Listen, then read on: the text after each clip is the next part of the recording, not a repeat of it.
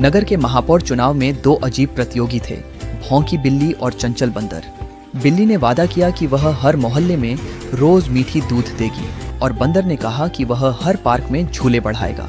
चुनाव के दिन दोनों अपने प्रचार में इतने व्यस्त थे कि गलती से वोटिंग बॉक्स ही उल्टा कर दिया।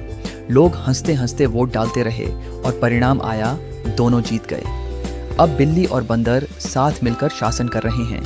बिल्ली मीठा दूध बांटती है और बंदर झूलों पर बैठकर लोगों को फैसले सुनाता है। जनता हैरान पर खुश।